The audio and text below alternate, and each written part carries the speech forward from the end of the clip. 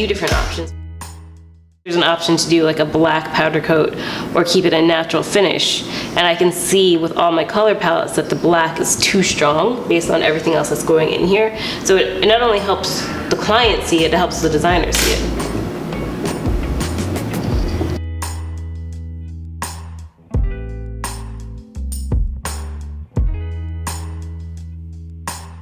We've done this build out like rapid fire.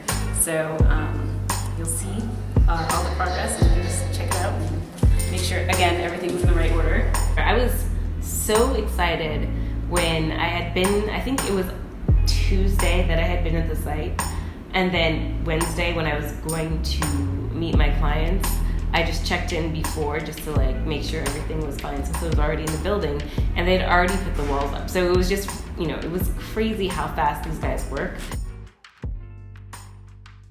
We are in a really good place in terms of the timeline, and it's a perfect time to meet with the client and discuss art direction.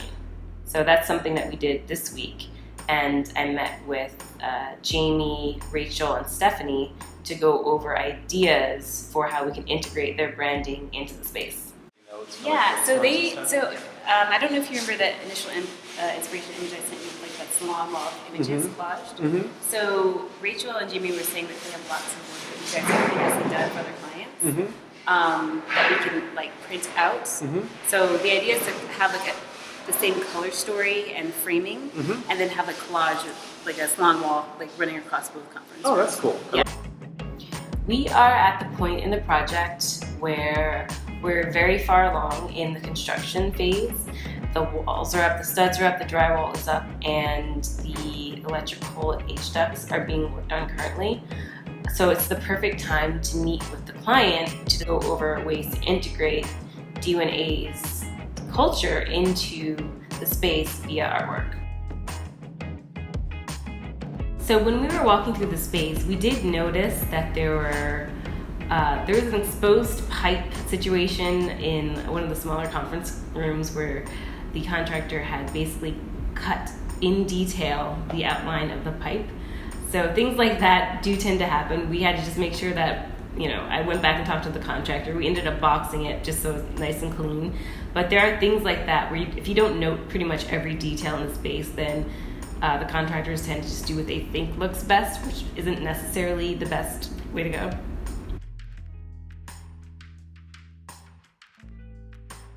Going to the site often and every day or every other day and being in constant contact with the contractor helps prevent from you having to go in at the very end. You know, you do like a punch list item, going through each space and checking to make sure things are as they should be, like making sure that big things don't happen.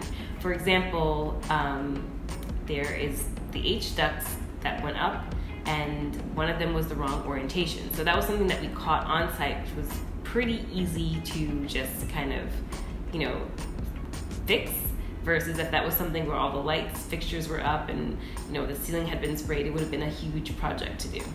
If we kind of just like have the idea of artwork along this entire wall, and then just like different iterations of the same theme and color story, then I think that will pull the space together and it'll look just like really like striking. Yeah. So I'm really happy with that. We had this great idea to work with some of the previous art they had customized for different clients and displayed in a salon wall style in their large conference rooms. And so a salon wall is essentially a mix of differently sized artwork hung in a specific way so that it kind of looks like a collected feel, or it's like intentionally unintentional depending on how you hang it. And we thought it would be a great idea because you would be in a boardroom meeting and they would be with a client and they could say, for example, this is some of the work that we've done, and it's just like not only beautiful, but it's actually important because it shows the quality of their work.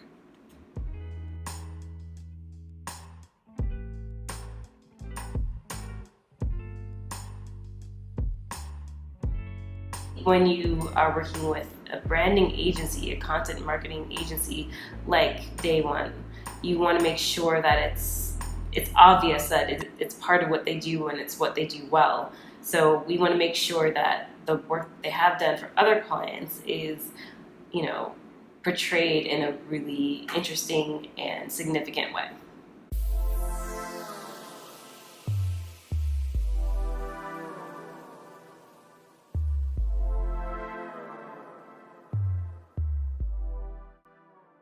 So the Dani Lounge is a chair that I've designed. It's going to be, you know, the first in a furniture line that has been a long time coming.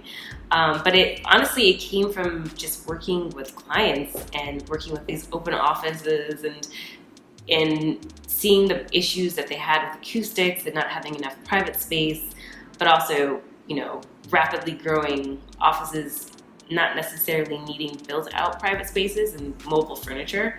So I created this chair that you could just, you know, wheel around. It has high walls and you can customize it based on like your logo or color, or, you know, for day one, the first office space, I had my artist do graffiti on it, so it looks really just like cool and edgy. But it was just a great invention because it came from a problem that I noticed through working with all of my projects. You know, we already spoke about the question you had with the quiet booths. Right. Which did we discuss? I don't know. There was some concern earlier with like, was the width of the quiet booths over there enough to like not knock knees? Yeah. You think of ideas when you're conceptualizing a space, but other things always come up. And I think that's kind of like the fun, like one of the fun aspects of being a designer is that you have spur of the moment ideas. And so one of the ideas was when we were looking at the quiet booths, and the idea was that one of the Dani lounges will go inside of a niche. It's like a Dani lounge niche, especially made and sized just so one could fit in there. Josh, one of the co-founders, was like, well, wouldn't it be interesting if we had some sort of ottoman? And so this spurred the idea for like a Dani lounge ottoman. And I'm gonna have a storage component and it's gonna be on casters. And now this is another item that I can integrate into my furniture line. And that was, you know, an idea that was like, you know, came from walking through the space with the client. So, you know, great things happen all the time. So the ottoman is definitely a new piece. It's, you know, I'm still actually designing it, but the idea is that you need some sort of component. I mean, the chair is great because you can basically sit deep into it and like have your legs crossed and just like lounge in it. But also the single version, you can't necessarily do that. And I think so Josh's suggestion of having some sort of ottoman would be great. I could have sourced an ottoman, but I think it would make more sense and just be more in line with the idea of the chair if it was like a mobile ottoman that matched the Dani Lounge. At this point, we just have to coordinate with the IT vendor to run all the cabling and data for the internet, and start ordering the light fixtures. And we've already begun working with the custom furnishings, and then we'll be in a really good place.